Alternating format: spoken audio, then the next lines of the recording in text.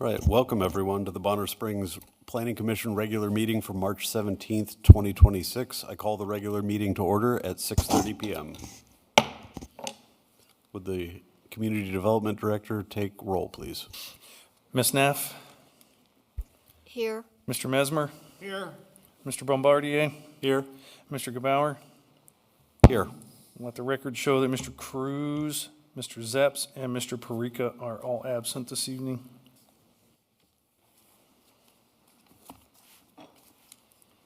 Item number 2 on the agenda is the approval of minutes for the February 17th, 2026 Planning Commission meeting. Has everyone had the opportunity to review the minutes, and are there any comments or corrections? Do you have some? Yep. All right.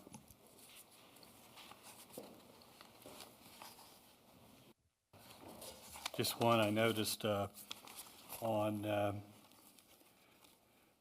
it's CO2 instead of CO1, No? about the middle. Oh, yeah, I see it. Yes, sir. Yep. Okay. Pretty minor, but Would you like to make a motion? With the change? Yep. Okay. Is there a second? I'll second it. All right. All in favor? Aye. Aye. All opposed? Hearing none, motion passes. Agenda item number 3, unfinished business, none at this time. On to new business. Agenda item number 4, the public hearing for the request of the preliminary plat PP 0125. Could we have the staff report, please? Yes, sir. So I should also mention that I guess this item wasn't necessarily remanded back from the council to you guys because they don't see preliminary plats, but it does pertain to the next item that is the rezoning for this property that was remanded back to you guys. So how you want to proceed with these two items, I guess I can in a way leave up to you, but I felt it was necessary to determine the property first before we went through rezoning. Because technically, as the way it sits right now, it's two properties. So the preliminary plat is to address their layout. And then the rezoning follows that one right behind. So the property is currently split via a previous lot split and carries two distinct zoning districts. Currently zoned as one half is mixed residential and the other half is rural residential. Property was rezoned and split in anticipation of a multifamily apartment proposal in 2023.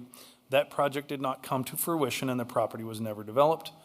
Current area included in the preliminary plat is vacant. The proposed plat will divide the property into the proposed plat will divide the property. It will not divide the property. It will actually combine the property. I'm sorry, I don't know why that's in there. For the construction of 184 single-family for-rent dwelling units and a larger tract, I guess that's why I'm so sorry. I confused myself. It's two parcels because one will be the main one with the homes on it and the second is for the detention. I'm sorry, I apologize. So it is two parcels. The larger tract and I'm getting all confused and I apologize for that. So there's two lots allowing for the construction of 184 single-family for-rent dwelling units and a large tract for stormwater detention purposes. Purposes of the plat includes, the proposed plat includes one large tract for residential development with approximate area of 18 acres and the separate tract is designated for stormwater detention and retention with a size of approximately 3.5 acres. Proposed development will not change any lots outside of the proposed preliminary plat area. Included in your packet is the staff report along with the proposed preliminary plat, which is this image right here. Turned the wrong direction.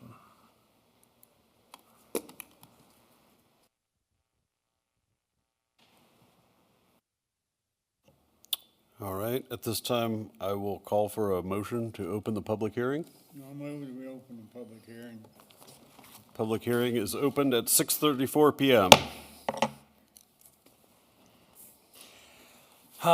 We do have the applicant here, All right. and they have provided a presentation along with some other information for you guys. You want to do the presentation first then? That presentation, I suppose, is really tied to their rezoning. So again, it depends on how you would like to look at these, sir. We do the presentation first and then the public can speak We can do that. after. All right. Get Mr. Chair, down. the presentation we have, I'm sorry. Greg Musil, 11005 West 141st in Overland Park, Kansas, an attorney on behalf of the applicant. It's a situation where you have two public hearings, one is on the plat, one is on the rezoning. To me, it would make a better process would be to hear the rezoning first, because if you approve the preliminary plat, Mark, is this right? Then it's approved, but if you don't approve the rezoning, then you've got a plat on a piece of property that the owner wanted only if the rezoning's approved, the current property owner. Does that make sense? Right now, the agenda is set as preliminary plat first, rezoning second. I could agree with what Mr. Musil's saying, though. Again, it's kind of a which comes first. You know, if we approve a preliminary plat, it is tied to zoning, so I guess there is that caveat to it.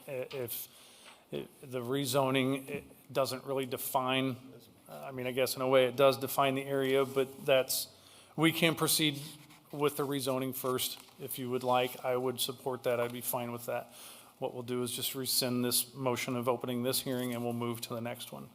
It's perfectly Okay, and fine. then table this We'll to move be, it back to item 5. We'll change agenda 5 to 4 and vice versa. all right, at this time, I'll call for a motion to close the public hearing. I'll move we close the public hearing. All right, 6:37 PM. All right. Now do we need a motion to adjust? Or can we just procedurally do it? I think we can procedurally do it. We'll just reopen that public hearing when we get to the next agenda item. So if you would Okay, like, so now we are moving agenda item number 5, the rezoning, to agenda item number 4, yes, sir. And 5 to 4. and 5 to I'm 4. sorry, 4 to 5. 4 to 5, so that way Yes. we can cover the rezoning first and then the plat. Okay, Yes, sir. Okay. We can All do that. right. I'm fine with that. I apologize. so then this will be number 4. Okay, so then now we're going to do basically a public hearing for agenda item number 5. Yes, sir. Which is now number 4. We'll do 5. Okay, so we want to do the staff report? I can do that. Yes, sir. And I apologize again for the For, confusion. this would be BSRZ 0325, correct? Yes, sir. Okay. Okay, here we go. This agenda item was remanded back to the Planning Commission by the governing body at its regularly scheduled meeting on February 23rd, 2026, for consideration of the traffic impact study. Traffic impact study has been completed, reviewed, and approved by the city engineer and provided as an attachment to staff's report. The remainder of the packet remains the same as was previously submitted to the commission on January 20th, 2026. Technically, tonight, the only thing we can discuss pertaining to this project is traffic. If we move outside of that, it is a public hearing, so we can take some comment from the public, but really, this should revolve around the traffic. That was how it was sent to the council, and council sent it back to you guys for discussion about that. Okay, a portion of the property was rezoned in 2023 from A1 agricultural to R3 multifamily residential in preparation of the Cornerstone apartment project. That project failed to come to fruition after several steps and processes were completed. These steps and processes included the approved rezoning, an approved lot split, the submittal of a traffic impact study, stormwater drainage study, and an approved site and landscape plan, etc. In mid-June of 2025, staff was contacted about the potential of redeveloping or developing the proposed area by another development group. The proposed rezoning would allow for the construction of 186 market-rate, single-family, build-for-rent dwelling units. The development will be comprised of a mix of housing units consisting of 28 one-bedroom homes constructed as duplexes, 86 two-bedroom homes, and 70 three-bedroom homes. A clubhouse is proposed for the development, along with a mix of covered and uncovered parking, internal sidewalks, and other amenities for the residents of the development. Property consists of approximately 21 acres, shows 2 gated vehicular ingress and egress areas. A large tract will be left undeveloped for stormwater management purposes, and a traffic impact and drainage study have both been submitted for review along with an overall site and landscape plan.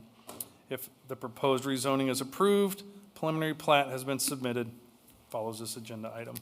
There you go. Again, in your packets is some of the traffic study along with the presentation that the developer would like to give. So if you'd like, we can get into that, I guess, once you open the public hearing.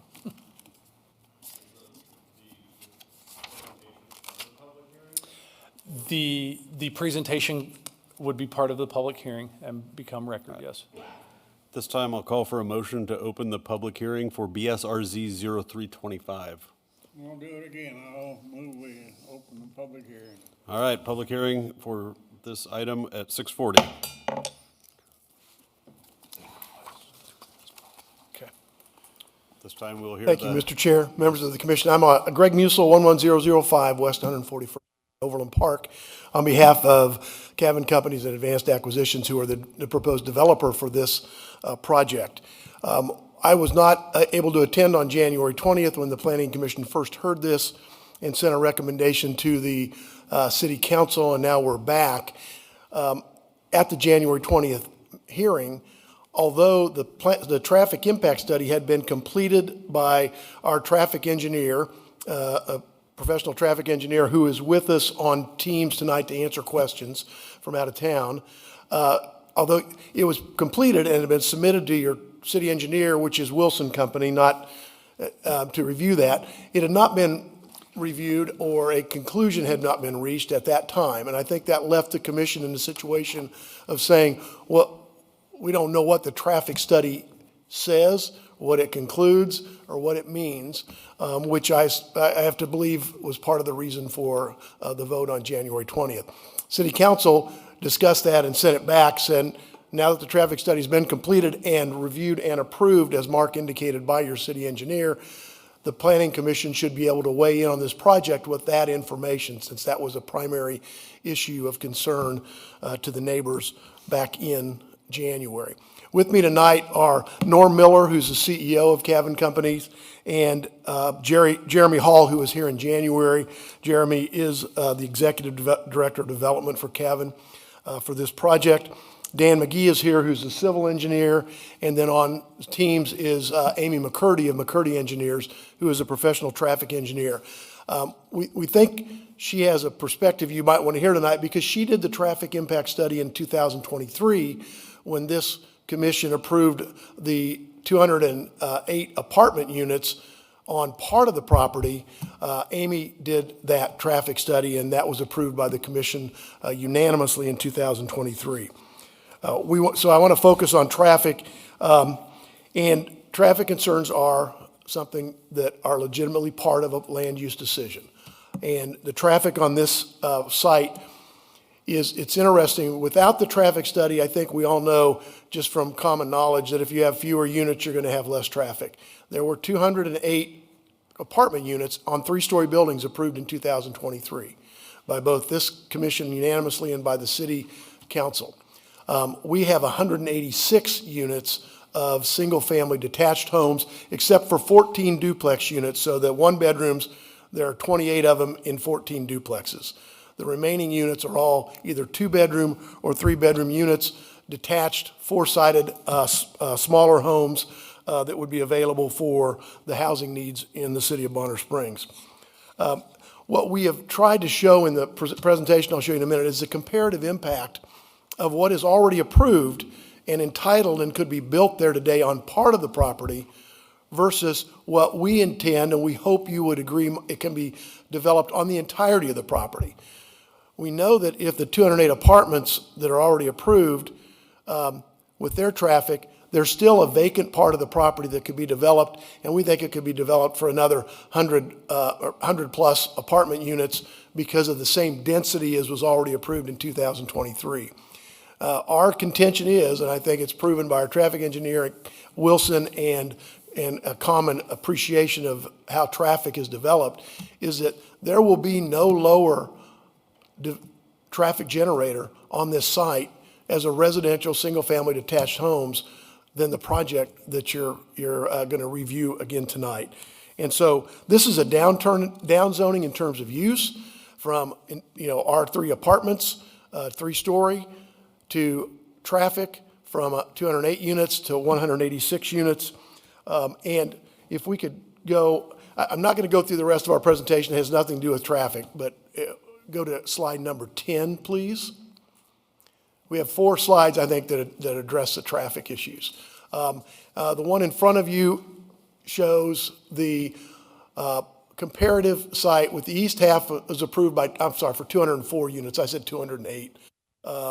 And if you look at just simply the same size area, you could probably put another 136 on the west. We used the exact same building style as they used in the approved plan, and you could get to a total of 340 units. That would require you to recommend on a rezoning and the city council to approve it, but it's consistent with what was done on the east side of the property.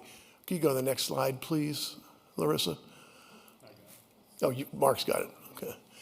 So here just in columns, the approved east half, AM and PM peaks versus the bungalows that we provide, and then the middle column, or the second from the left, shows the possible if you added another 136 apartment units on the west side. But let's forget that hypothetical because we don't know what somebody might bring in for that second side. In the AM peak, the approved plan generated 86 AM trips in and out. The proposed development is 48, or 67% fewer trips under this plan than was approved in 2023. On the PM peaks, the in and out for the approved apartments was 108. Ours would be 86, or 52% less than the approved plan. Go to the next slide.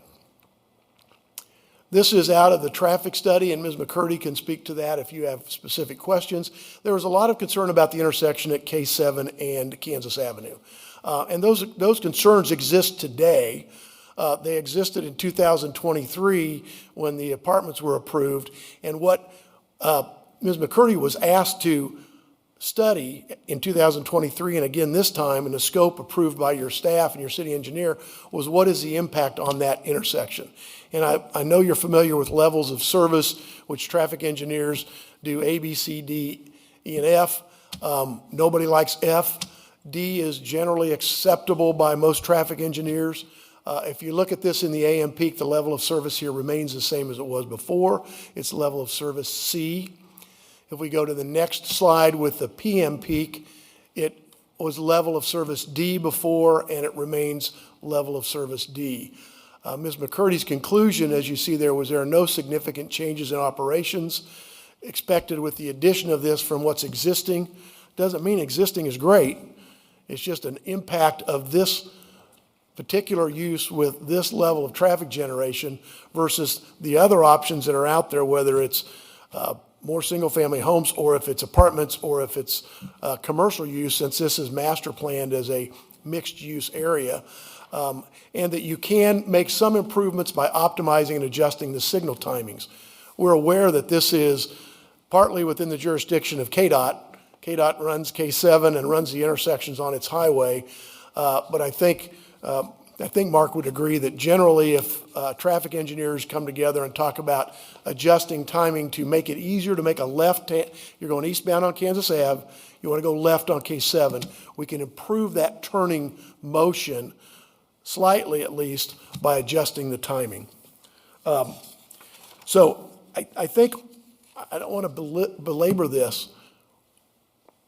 We already have entitlement for 200 plus apartments. We will generate fewer units, less traffic, less congestion than what was approved in 2023. And we will do it in a fashion that has single-family detached homes of 1 story on that.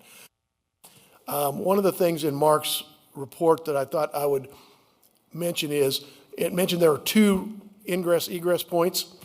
The one on the west on Davis Avenue, that is planned from our perspective as an egress only, exit only. And it would not be usable for, residents could not come into that one. They would come up commercial. So that is an egress only, not an ingress and egress as well. And so that, the only thing I think I would clarify from what Mark already presented to you.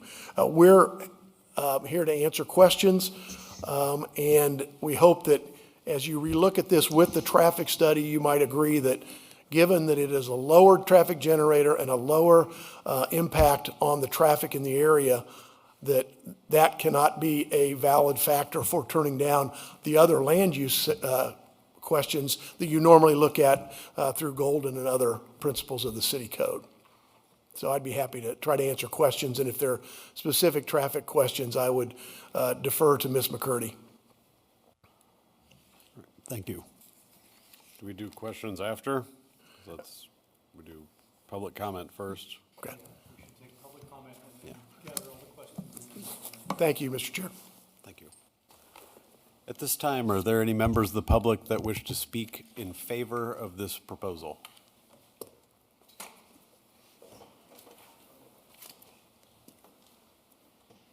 All right. Seeing none, are there any members of the public who wish to speak opposed? If you'd approach the microphone and state your name and address, please. Brad Landers, 333 South 132nd Terrace. I'm going to disagree that the city council didn't send it back just for the traffic study. City council sent it back because they didn't have a reason why you guys turned it down in the first place. Density was one of the main concerns along with traffic. You want to talk about traffic on just K7 and Kansas Avenue. The problem is not with that intersection, it's all the businesses cars are trying to come in and out of at that area that are impeding traffic, stopping in the middle, trying to turn left in McDonald's, trying to turn right out of McDonald's, go north. That's the whole traffic issue. It's not the amount of vehicles traveling in and out of there. It's just all the people trying to turn into business and stuff like that. One of the council members also stated, he used the term buyer beware because there was already 3 dead ends going into this thing. And he goes, well, you guys knew something was going to be there. Well, yes, we did. Back before, that development was supposed to be more single-family homes. But then KDOT came in and put that exit ramp, which took all the property from RB Davis Construction and made it non-usable. So that's the reason why nothing was ever built there. So yes, we expected more homes to be built there, not these apartments or bungalows. Another thing is, I live right there on the back side. I don't know if you have a picture of the area. No, I don't. You don't have a picture? You had one for that guy, but you don't have one for me? Got a image in my staff report. Find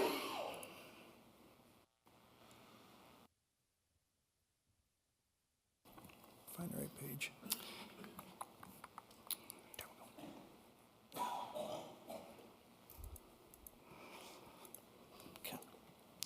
Okay, I live right there at the corner of 132nd Terrace and Davis. So they plan on putting units without any sort of upfront parking 10 feet off my property line. That's a little bit too close. I mean, I don't want to sit out my back porch and have a house pretty much on top of my house. The density is the major problem here. That's all I have to say. Thank you. Thank you. Is there anyone else that would, you would approach the microphone, state your name, please, and address.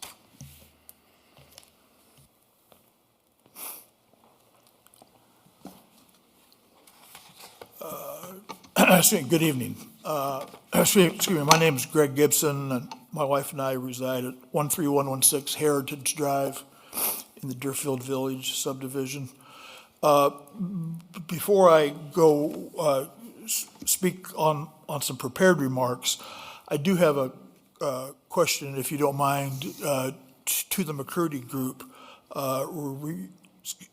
regarding the traffic study, if I can ask that. No, we'll take all the questions and then we'll answer them. Okay, well, okay.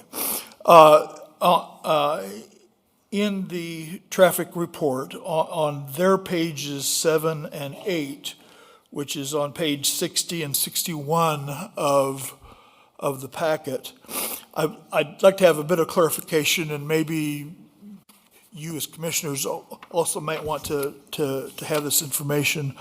They're showing the the numbers at each of the intersections, turning right, turning left, et cetera. And they have a number down in the legend. They show the total traffic volume, the vehicles per hour, and then in parentheses, they have the site-generated traffic volume, which is also a vehicles per hour number. My question to them is that total traffic volume number the current number, and then the number in parentheses is what will be added based on the inclusion of these 184. Does that make sense? Or does the total traffic volume number represent the number after these 184 units are built? That was the question I had I can answer that. okay, appreciate that. Those 7 and 8 are existing.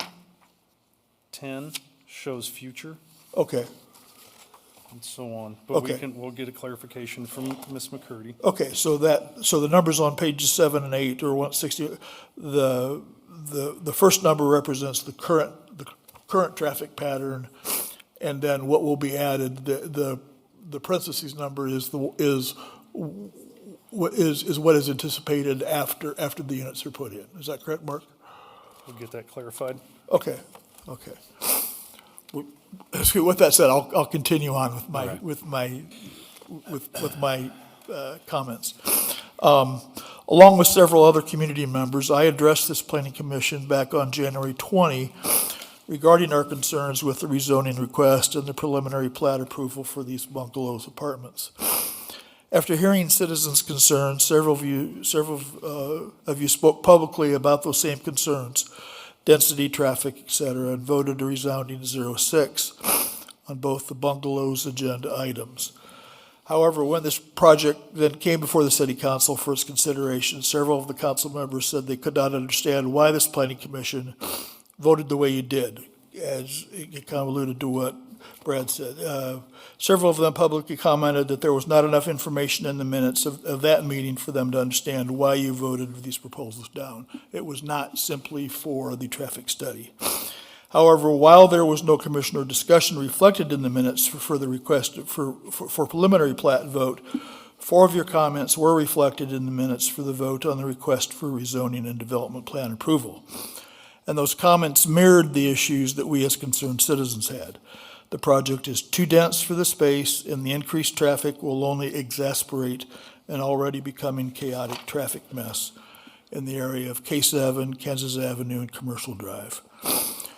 We hope that whatever the Planning Commission decides this evening, your comments and concerns that you base your decisions on tonight are adequately reflected in these minutes so that the council members can make their decisions accordingly, whether that is supporting your decisions and recommendations or going a different way.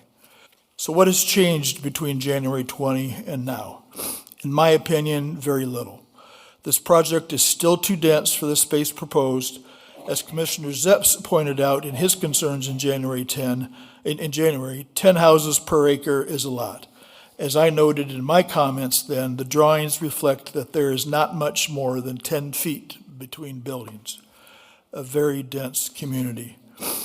One of the counter arguments being made by some on the city council is that the Cornerstone Apartments were approved for 204 units in half of the space. Well, as has been alluded, those were 3-story apartments contained in 6 buildings, along with a clubhouse and playground and garages. In that same space that Cornerstone was proposing, which is basically that eastern half of that acreage, if I am counting correctly, the bungalows has 99 1-story residential buildings, plus an office, pool, and carports. Very cramped. Frankly, one could argue that similar to this bungalows project, the original Cornerstone project probably should not have been approved, either for all these same reasons, density, traffic, etc. Finally, back to the traffic concerns and the traffic study. The skeptic in me always thinks that while the study is presented as accurately as possible, it is worded as positively as possible for presentation and discussion. After all, the applicant is not going to bring a proposal to the commission that reflects a truly negative impact. I think this study, however, tells us exactly that.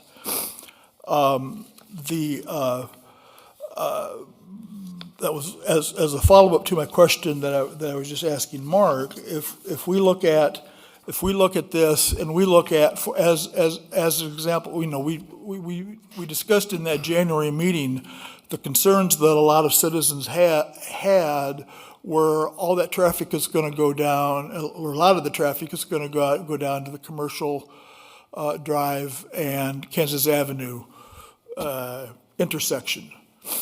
And some of the discussion, well, no, they're going to go, they're going to leave out and they're going to go out Commercial Drive over to K7 and turn south, whatever. If they're coming home in the evening, they're going to come north on K7 and take that cut right there by the car wash to go on to Commercial Drive.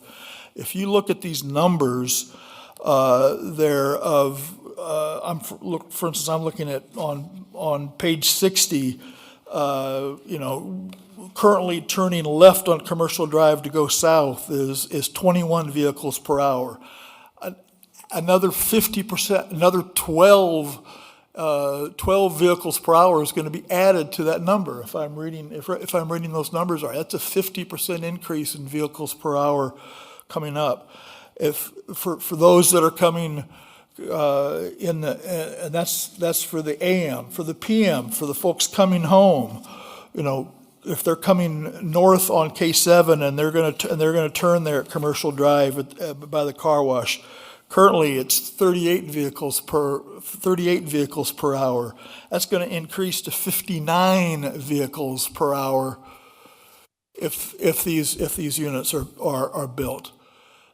That is just a very large community and too close respective to the concerns that we have for traffic. In my opinion, this study told us little that we already didn't know. And I'm still not sure whether their before and after scenarios or also include the additional impact of the 48 units currently under construction at 132nd and Kansas Avenue. But in its recommendation on page 24 of their study, page 77 of the commission agenda packet, it's only two recommendations based on their analysis, observations, and engineering judgment are to, one, adjust the signal timings as necessary, and two, make roadway improvements as needed. Really, they just as well have summarized it by saying, deal with it and good luck. Commissioners, this project is still a bad idea, and my hope is that you once again reject the preliminary plat and rezoning requests and inform the City Council accordingly. Thank you for your time and commitment to the City of Bonner Springs. Thank you. Thanks. Is there anyone else that would like to speak against this issue? All right.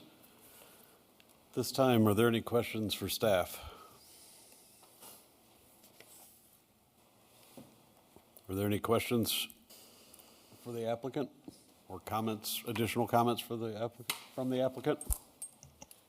When I look at this report, I can't tell if they've taken into account the apartments that are on 131st Street that are south of Kansas Avenue. They said 44 single-family homes to the west, but I didn't know if that was Cedar Ridge or if they were referring to the apartments. May we get Ms. McCurdy on the teams? She's Please. Amy, did you hear that question from Commissioner Neff? It was, so is this, existing apartments or is this a future development? They're I'm under not sure. construction. I'm not familiar with that name. I'm sorry. I'm sorry. They're under construction. They just started late last year. No, those would not be included. And the number of trips expected from, did you say 44 units? 48 senior villas, yes. Oh, 48 senior units? Yes. Okay, so senior units are one of the lowest trip generators. So I would estimate that, so it would be an additional 22, 23 trips in the morning, and about the same in the afternoon, because those generally don't generate trips during the peak hour.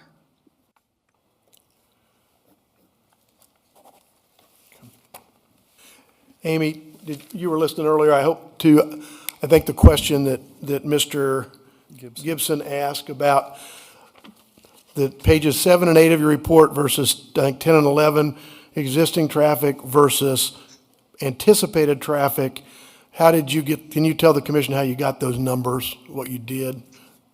Right, so and I don't know how much detail you want me to go into. So the existing traffic volumes are from actual counts done at the site. So that would be figure 3, and that would be for the AM peak hour, we count for 2 hours, and then we look at the highest hour during that period. So inside the parentheses, or outside the parentheses on figure 3 would be that peak hour of the AM counts, and then inside the parentheses is the same, the peak hour, yes, there we go, is the peak hour of the afternoon count. So that is all of the trips that are out there existing. And then if we go to figure 4, scroll about 2 pages Sorry, for me, Amy, please. I'm trying to get there. There you go. These are No existing worries. plus site AM. You're doing a great job as Vanna White there. So, so outside the parentheses on the existing plus site figure is the existing volumes per AM and PM. We're separated out into 2 figures here, and then the actual turning volumes, which is the trips expected from the site. And those are added to the existing volumes for the AM and PM existing plus site figures. And then there is a figure that shows future, that shows what it would look like in a 20-year scenario with the entire corridor essentially built out with trips. And if anyone wants more detail, and the appendix is included, the appendix does show a very detailed breakdown of all of the trips and how they are distributed to kind of make sense of how we decided what trips would be going where. So, to be clear, so everybody's, it's clear in the record, the existing alone is on page 4. The existing plus the new site is on page 10. And the existing plus the site plus future development in the corridor is on page, what page of your report? Is it 10? Yeah, I'm sorry, 10. 10 is everything in the 10. future. Yes. Okay. Existing plus site is 7, page 7 of your report. And the existing without consideration of this site at all is on page 4 of your report. That is future. And you're saying then that the apartments that are south of Kansas Avenue at 131st Street would be an additional 23? AM and PM? 22 to 23 is what Amy had mentioned, yes. Okay. Right, and that's just a little bit off the cuff because if there's senior housing is one of the lowest trip generating rates for a residential site. It generally goes, single family produces the most trips, up there with multifamily developments, and then single family attached, and then towards the bottom is senior, because they generally don't keep, what we're looking at is what happens during the peak hour, because if we can make the peak hours work, then we can generally make Saturday at 2 o'clock work, unless it's a race day or something, right? But generally, if we can get the rush hour periods, that peak AM and PM hour to work, then the rest of the time will operate better. So looking at that, we know that a senior housing development, those, they don't need to be at school by 8. They don't need to be, at the dentist's office by 8. They don't need to be at work by 8. So they generally schedule their trips outside those peak periods, and coincidentally, those developments don't generate as many peak hour trips as other types of developments. So that's just, I know what single family has, so that's just kind of a rough estimate that about 50 units would probably generate about 25 to 35 trips for senior housing. And those would be included in that very future scenario, but they are not necessarily added to this. Okay, and if you had another building, would you just double that? It's not always a proportional site. It's actually a logarithmic function. So even though the buildings, even if our square footage were to double, it doesn't necessarily mean that the trips will double because it's logarithmic, right? So generally, it would probably be close to that, but not necessarily double. Okay, thank you. Okay. You're welcome. It's not a senior house, it's 55 plus. No. So there are going to be some people possibly living. I'm sorry. Did you want me to relay that? I'm sorry, I didn't understand. It wasn't senior, it's 55 plus. Does that make a difference? It is marketed as the Bonner Springs Senior Villas, so it is open to 55 and older, but it is. Age restricted is Right. basically what this falls Age into. restricted, yes. Okay, thank you. All right. Are there any questions for the applicant at this time? The only comment I would, oh, I'm sorry. Or do you have further I was comments? just going to, one of the things that we heard was that it's a 10-foot setback from the property line, and our civil engineer tells me it's a 25-foot setback from the property line on those single-family homes along 132nd Terrace to the first building that would be there. And that's all yard between those two because the parking and all the garages are internal to the site, as you can see in the site plan if you have in your packet. Are there any questions for the applicant at this time?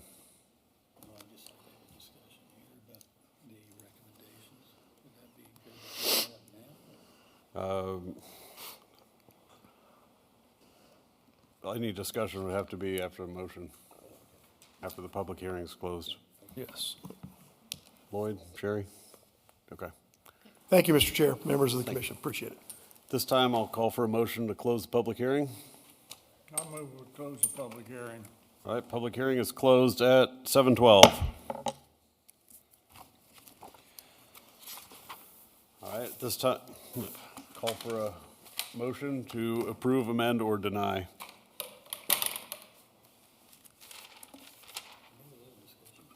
We have to have a motion on the table to have a discussion, Yes. unfortunately. Have a discussion with us. Yeah. I'd like to move that we have a. No, we have to make a motion to. Right, right. We need to have a motion. As part of on COMA. how to- Yep, As part of COMA, we how have to to. proceed, and then we have open discussion amongst the commissioners. and COMA staff. being the Kansas Open Meetings Act. So, yeah, I mean, if there are still questions that need to be asked, please do so. If you have any questions of me, ask. But yeah, we have got clarification on the traffic counts. As far as the comment of nothing has changed, well, the traffic impact study was actually reviewed and given approval by our city engineer, so that's a change right there. The plan has not changed, you're correct, it's the same plan that was submitted prior. You know, as far as density goes, I can't say that this is any denser than apartments, but it is a single-family residential development and it's, you know, in its face. That's what you're looking at is single-family. It just has 0 lot lines. Standard setbacks for subdivisions are 7 feet for the side yards, 25 for front and back, I think now. So, I mean, the setbacks as far as along the side property line, they are showing right there on that is a 25 foot. And they do have landscaping and such along those. That's actually in the plan. That might be in here too. But there's landscaping included all along them. There is separation between developments. The comprehensive plan has shown this as developing in a mixed use, which could be numerous things, including commercial.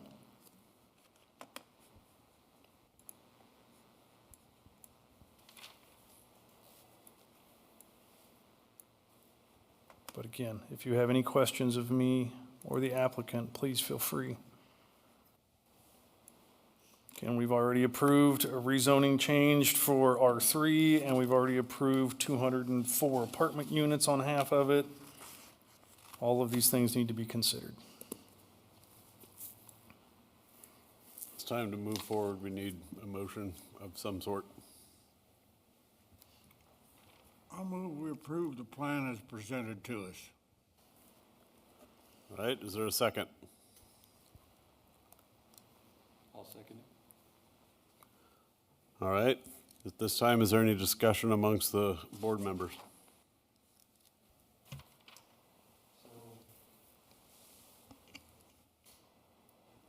Yeah, please turn your mic on, sir, so we can So- catch it off the record.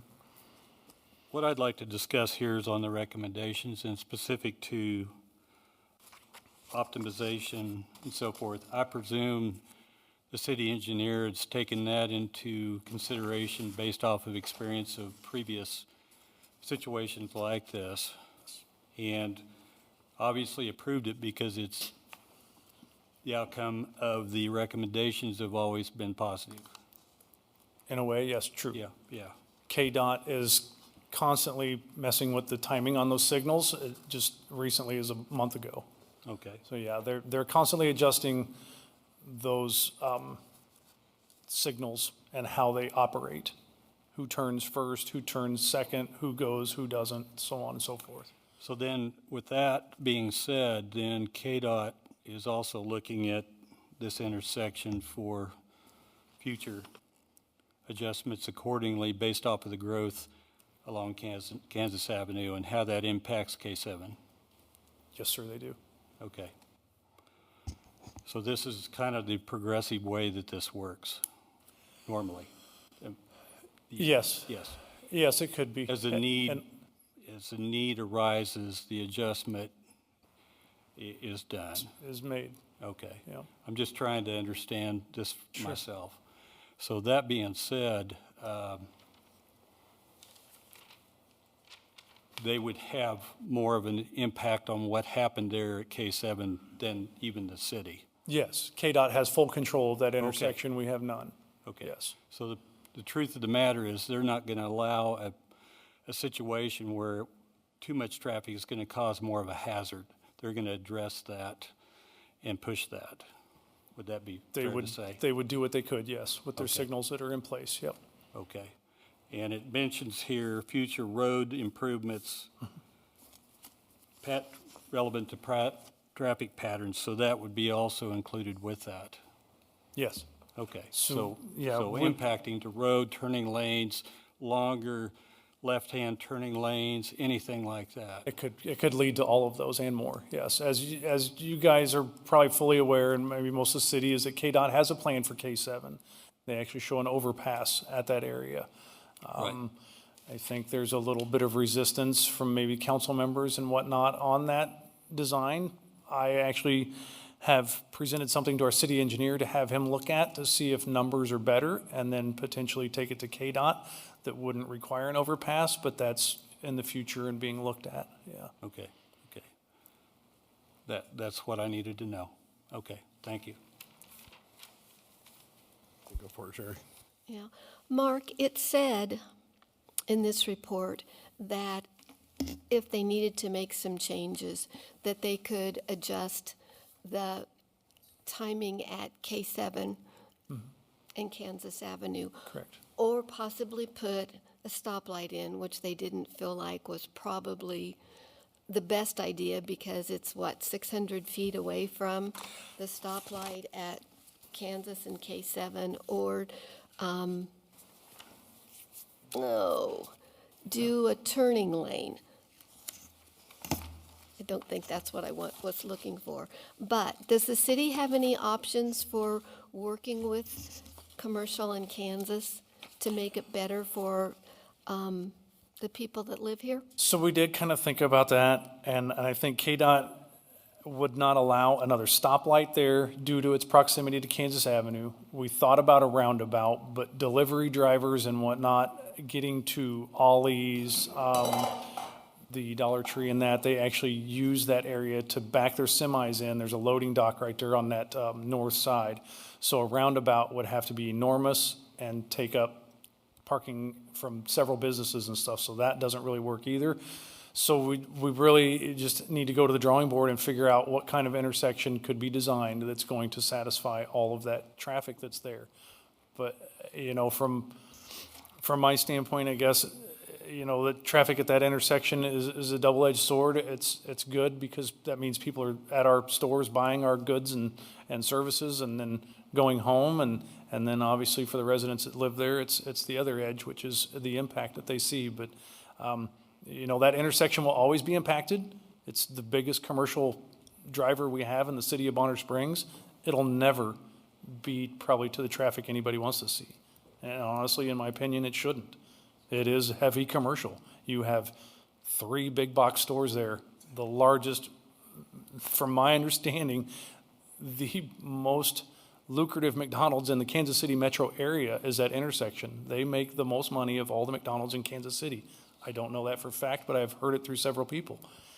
That intersection, it's commercial. I mean, it is. It's 119th and Quivira. It is the major commercial area other than downtown in Bonner Springs.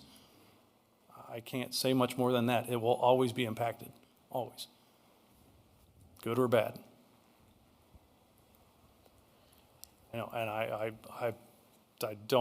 don't want that to sound bad, but I mean, it is a good thing for us as a sales tax generator, a revenue generator, all of that from the city. It is a good thing to have traffic at that intersection.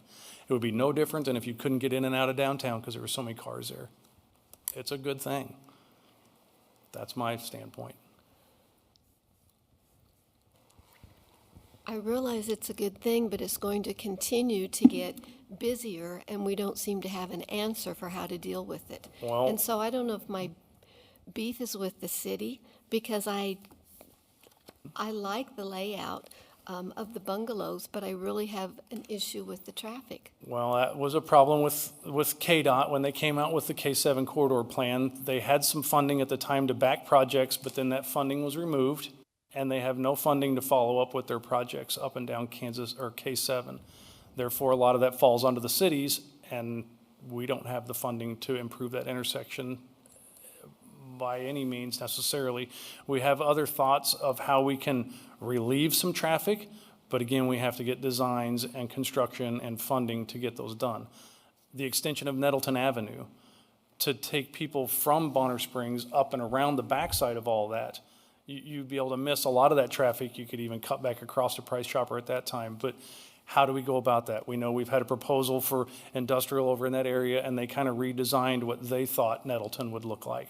So how do we go about that? And what intersection changes do need to be improved and made? I mean, that's a funding issue that we're running into all throughout, I would say all throughout the state, but anyways, throughout Bonner Springs. What needs to be funded, what makes the biggest impact, what shows the residents that we're trying to make things better. The whole K7 Kansas Avenue intersection is a major, major project. If the design that our previous planner Kylie drew up shows some improvements, maybe we can use that. It's not quite as intrusive, but we'll have to see how that works. But that's a whole nother thing.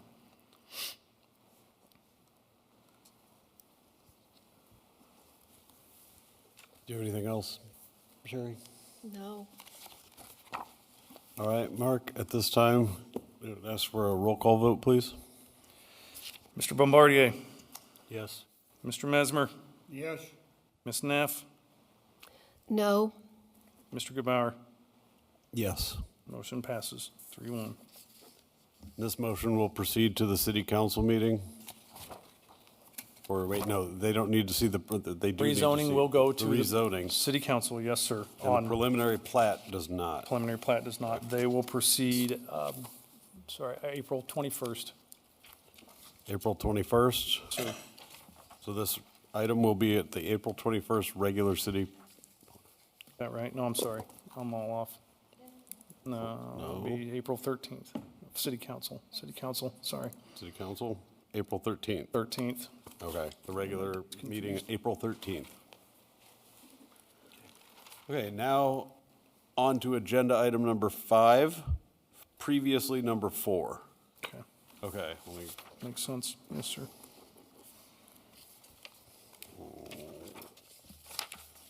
This would be plat PP 0125. Yes, sir, it is. Okay. Do we need the staff report again?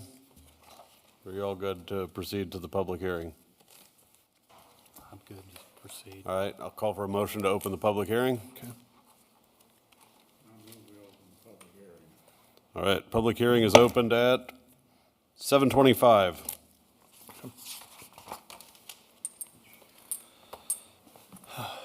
Do you need anything from me, or do you want to? So this preliminary plat coincides with the rezoning that we just did. Yep. It's the 184 units, single-family, detached, zero lot line development.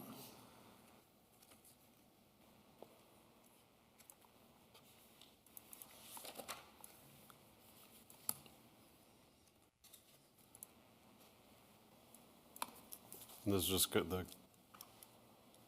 Would you like me to read the staff report part again? I can. you all It's up to good, you. or? I'm good. It's a public hearing, so it's Yep, open again. yep. At this point, yeah, just, Mr. Chair, Greg Musil again, 11005 West 141st at Park, Kansas. On behalf of the applicant, the preliminary plat, I believe, meets all of the code provisions of the city of Bonner Springs, been reviewed and recommended by your staff. And we would try to answer any questions, but it doesn't, it's pretty simple, administrative. We draw the lines. Somebody drew the lines, right? I don't know if they are, but our engineer does and your engineer does. So we'd ask for your approval. all right, at this time, is there any member of the public that wishes to speak in favor of this issue? Seeing none, is there any member of the public that wishes to speak opposed to this issue?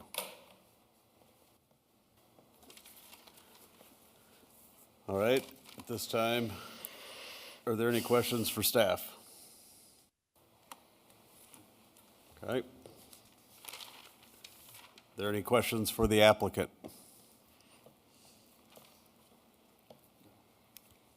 All right, then I'll call for a motion to close the public hearing. So moved. All right, public hearing is closed at 7:27 PM. This time, call for a motion to approve, amend, or deny PP 0125. I move that we approve based on the, Okay. This time, is there any discussion amongst the commission? no. Okay, Can I be against the rezoning and still be for the plat, or do I need to go negative all the way? No, sure. I mean, the vote, I mean, they're linked but independent, right? You can, In a way, yep. yeah, Okay. okay. Mark, if you'd take a roll call vote, please.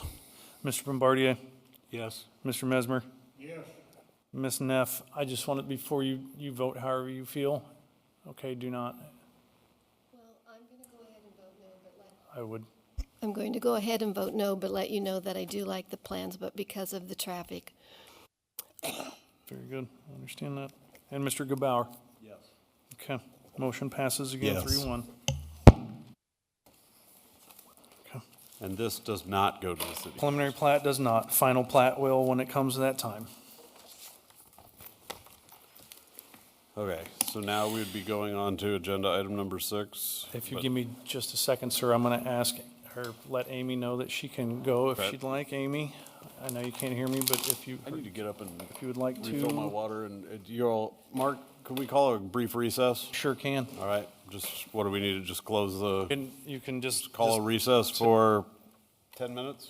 5 minutes, that's fine. Whatever, Amy, thank that- you, hope she's 5 gone, minutes okay. is fine. yeah. Okay.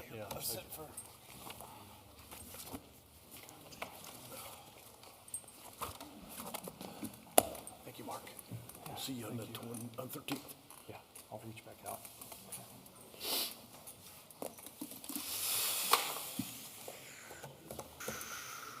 What's next? I need those.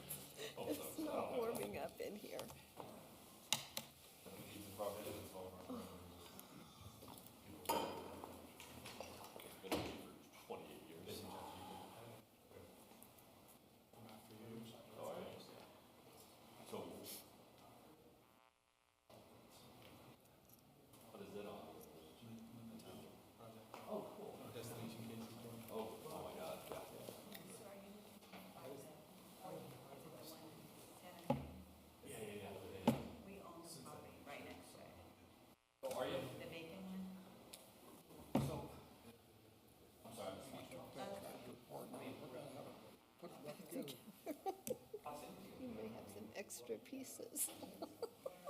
But I figured out if you take some double-faced Scotch tape, tape it on your finger, and tape a nut to that Scotch tape and reach in behind there, it works. Good deal. It is freezing in here.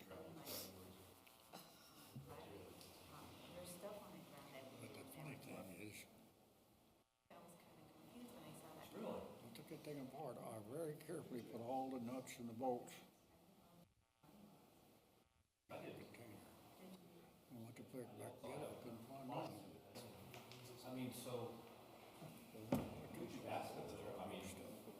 But the threads are fine, and you screw them clear up with your fingers, they're almost tight. Did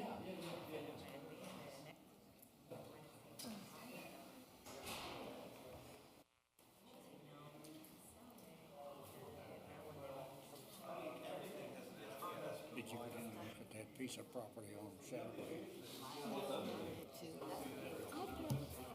I got my shower taken, I got a little bit to eat, I talked to my mom. And I wanted to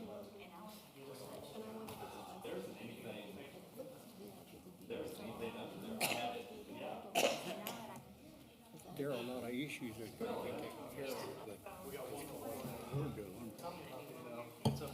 All I'm interested in is like,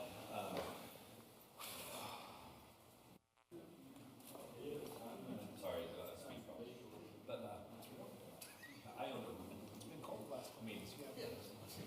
I own a, so I just wanted as a, Yes, sir, I am. We'll reconvene at 7:33 PM. At this time, agenda item number 6 is the public hearing for the rezoning of BSRZ 0126, 236 Santa Fe Road. If we could go ahead and have the staff report, please. Okay, the current zoning of RR rural residential does not allow for industrial storage. Sorry, I just realized that was not on. I'm going to start over. The current zoning of RR rural residential does not allow for industrial storage as a use, but does allow for single-family residences. The property at 236 Santa Fe Road is currently vacant and is in the land bank. The request to rezone the property to heavy industrial allows for the property to be used for a use other than single-family residence. This request is for the construction of a small industrial storage building. The applicant is also requesting alternative compliance to Section 408G4, which would allow for an alternative construction material to be used on the front facade of the proposed building. And the applicant is requesting an exemption to Section 4.10E3, which would allow for the construction of a building in a designated environmentally sensitive area. Environmentally sensitive areas came out of the Unified Development Ordinance. It is a buffer that's placed within 100 feet of the floodway, which is where the actual creek flows. And once it leaves its banks, that's kind of where it meanders to. This is the property in question. It's a small little 50-foot by, I think, 100 and some feet property that was in the land bank. There is a letter in your packet from the land bank confirming the applicant and the intention to move forward. There is an image of what the applicant is proposing to construct on the building. And then I believe that's really all as far as the application packet goes in the staff report. Property's been vacant for a very long time. The exception from the ESA, we got approval from our city engineer. It's more or less just him saying that, yes, it's okay to build there, or no, it's not. In this instance, I don't know why we didn't show the flood zone, but the flood zone comes way up into the property, so there's very little buildable room. So for him to be given that exception allows him a little more buildable room because it's 100 feet outside of that. The applicant is here. If you guys have any questions, he was slated to come forward earlier today for some variances or earlier this evening, but we lacked a quorum. Rezoning the property, though, will still be a step forward. He'll have to come back next month for the variances again in front of the BZA. So, but yeah, if you guys have any questions, of myself as staff or the applicant. We're obviously here, there's a public hearing, if there's members of the public, so on and Yep. so forth. At this time, I'll call for a motion to open the public hearing. So moved. Public hearing is opened at 7:36. At this time, does any member of the public wish to speak in favor of this item? Does any member of the public wish to speak opposed to this item? Okay. Are there any comments or questions for staff at this time? I guess I kind of forgot, I should have mentioned this, but this is the zoning map and it is in your packet. Heavy industrial is all up and down the whole side. And the rural residential is kind of a blanket zoning that was given to a bunch of those properties. Most of them don't even meet the criteria to be zoned as RR because it's a minimum of 3 acres and none of those are. But that's regardless. I wanted to show you where the zoning was, what it is, and where he is located Okay. in proximity. So at this time, are there any comments from the applicant? No? Okay. I don't, Nope. yeah, I mean, it, Yeah. I have He- H issue, so I'm Yep. sorry. Oh, that's, Dog, but, I mean, Please step up to the mic Oh, if you sorry. want. I know. If you don't want to, I understand. yeah, That's- I don't, I don't have any plans. I mean, I've ended up in, I've owned property and I've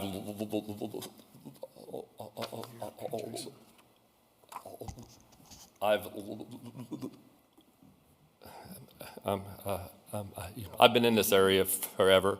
I have a hot rod over at the Fuel house? at the fuel house over there, and I mean, it's an empty Piece of ground. I'm sorry. You're good, Jason. no It's reason to a apologize, sir. it is a empty piece of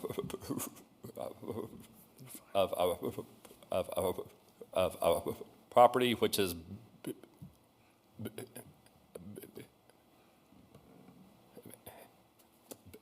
and empty for ever, and I mean, I was interested in just having a garage over there. That's all it is. So that's all I was interested in doing. So. Does anyone have any questions for the applicant? No, I don't. Thank you. Yep. Sorry. Huh? All right, at this time, I will call for a motion to close public hearing. Public hearing is closed at 7:39 PM. I'll call for a motion for BSRZ 0126. Move that we approve it. Is there a second? I'll second it. Okay, Lloyd is the second. At this time, is there any discussion amongst the board members? Well, in my opinion, if he goes in there and builds what is proposed, he probably improve the looks of the properties in the neighborhood. I think he's got a great building designed if it comes across that way. Certainly couldn't create any problems. I would agree. Sherry, do you have anything? Nope. All right. Art, if you would do a roll call vote, please. Sure. Mr. Bombardier, Yes. Mr. Mesmer, Yes, Ms. Neff, Yes, Mr. Gebauer. Yes. Motion passes 4-0. He will proceed to the April 13th city council as well. All right. They're going to love me that night. So agenda item number, so where's my paper? 7. 7, okay. Is the public hearing for BSRZ 0226, Destination KCK. I didn't want you guys to take it too easy tonight, so I loaded you up with public hearings.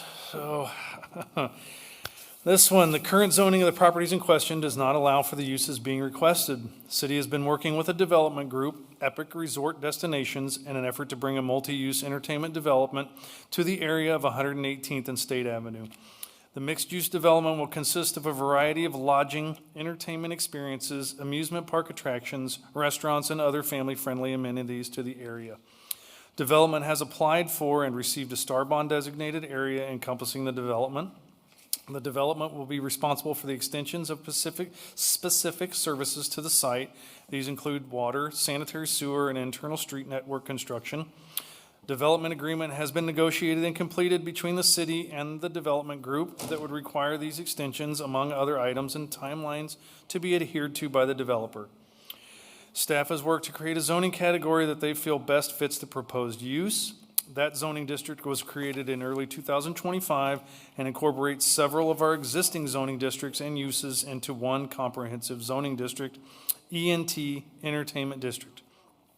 This was an effort to alleviate potential constant conflicts with the UDO and the need for ongoing variance requests that may arise from such a development, as well as introduced new uses into the table of uses.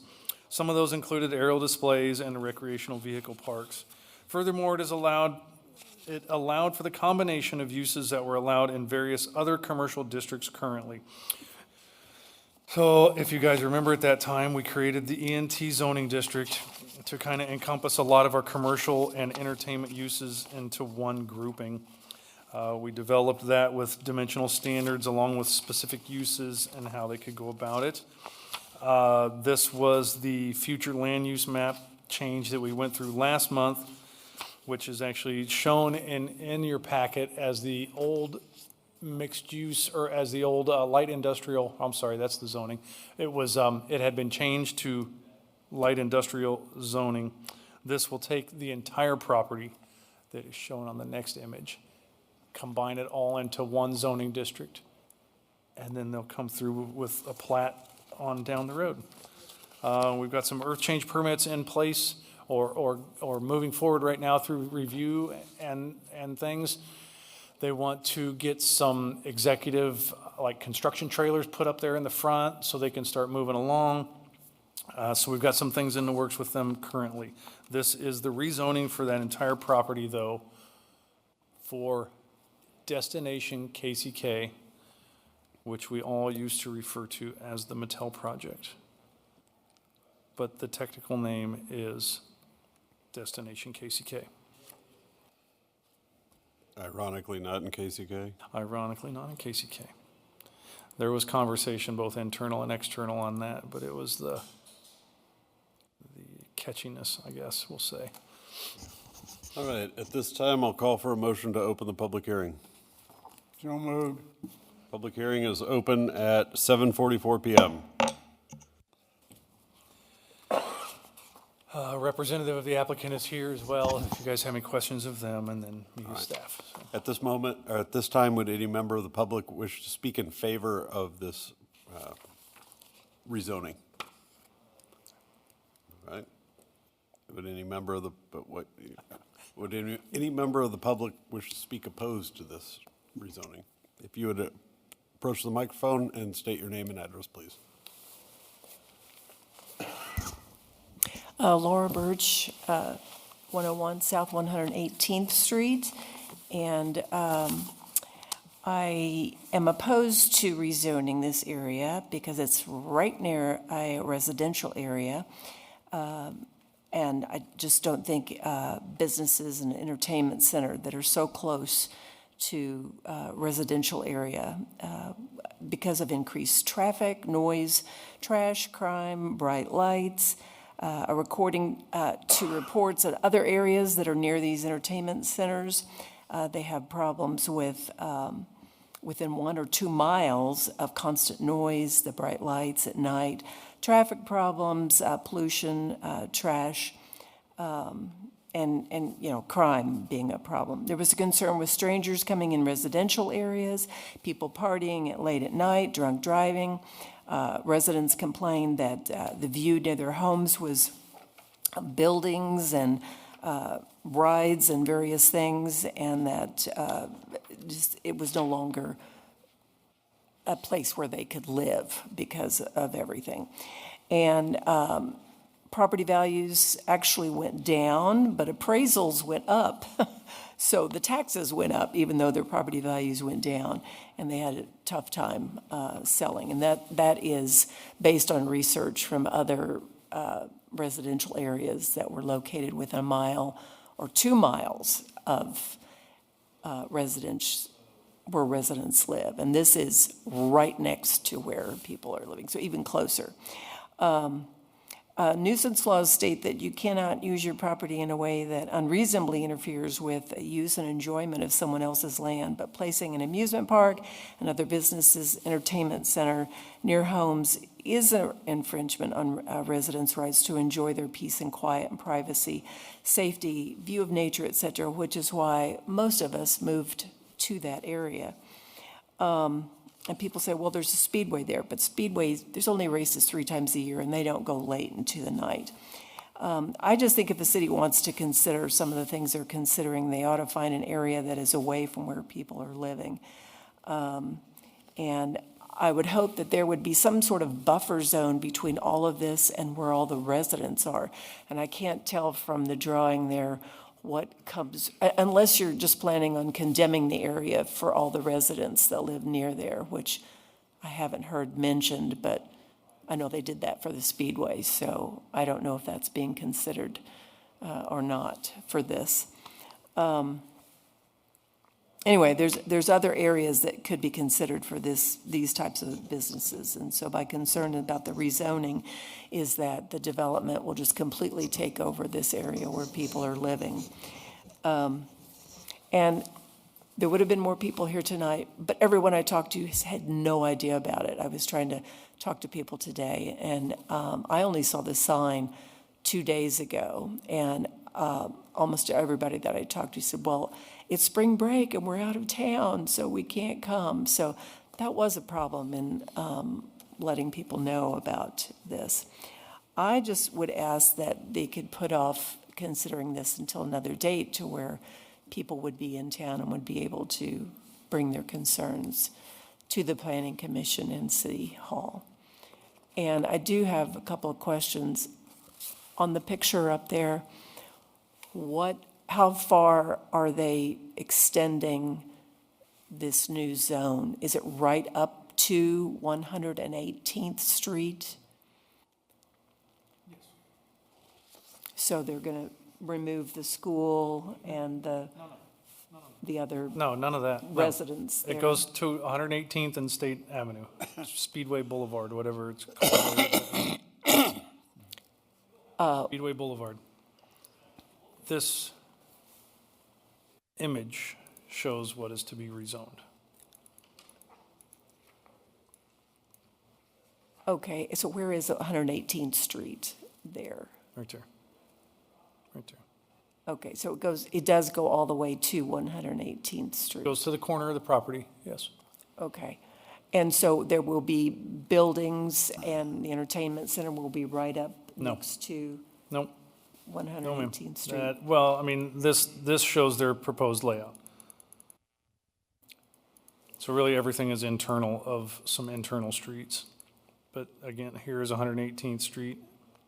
It shows it as being realigned, but this is 118th Street right here. And this is the south. So these are where homes are, is down this way. Okay, and can you just tell me where the school is in? The daycare? The daycare is right there. Right there? Yep. Okay. So it's all east of there? North. North, okay.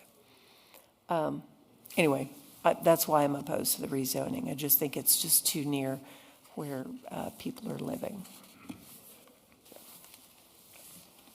Thank you.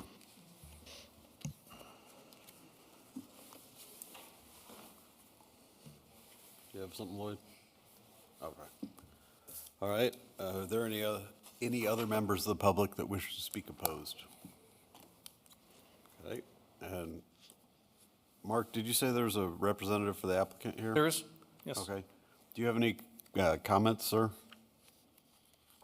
You don't have to have any, just if you want. No, it's fine. Good evening. My name is Andy Gabbard. I'm with Renaissance Infrastructure Consulting.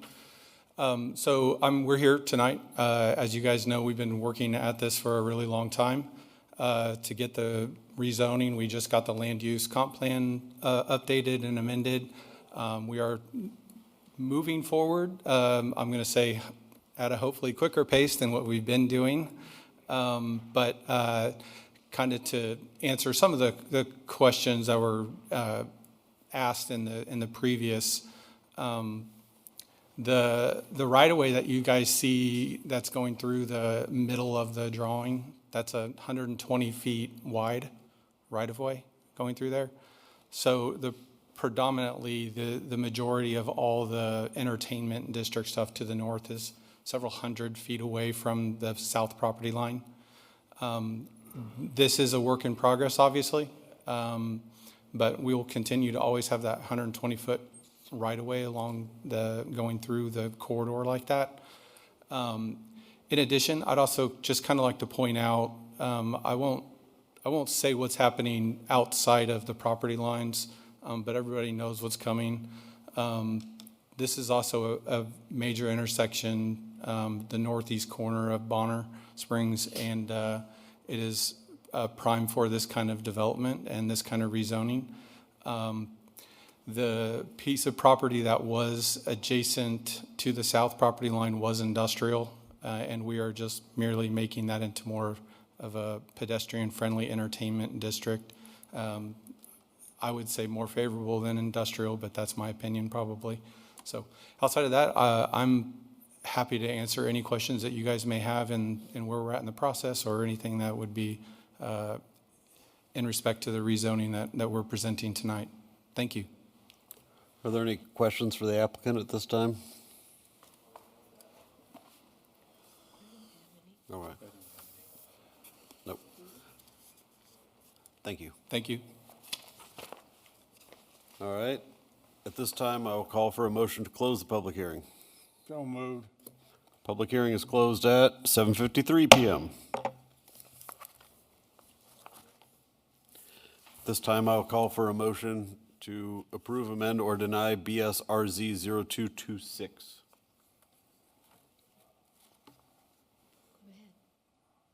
I'll move to approve. Is there a second? I'll second it. All right. This time, is there any discussion amongst the commission? Well, this has gone before us in the past. Did that simply all disappear because of a time? In a way, yeah, we were moving on it pretty rapidly there for a little bit, and then realized that there was more processes and steps that needed to occur, so they backed off, and they've been working with us almost a year solid.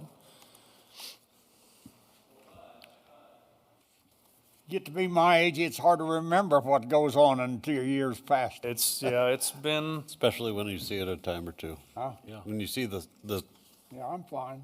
No, what I meant, when you Yeah. see a few of these things come back before us, because we've had a few of those where it's hard to. it came first in July of 2024.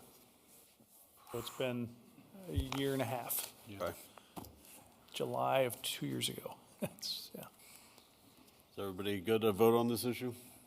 All right. Mark, if you do a roll call vote, please. Mr. Bombardier, Yes. Mr. Mesmer, Yes. Ms. Neff, Yes. Mr. Gebauer. Yes. Motion passes 4-0. Okay, and this will also go to the city council? Yes, sir. Yes, April 13th, city council meeting for final action. Agenda item number 8 has been rescinded. Yes, sir. All right. So you see that. I'll explain that if you want real quick. The applicant and I had some discussions. It is, now I don't even remember, 601 East Front Street. So it's the old filling station in front of Dollar General. It's zoned the same as downtown, which kind of prohibited him from some of the people that kept contacting me, wanted to use the building. So I reached out. He contacted me because he thought he had a tenant that was going to move in there that would require a zoning change. And I mentioned to him, I said, I think it would benefit you in the long run to change it anyways, because you have a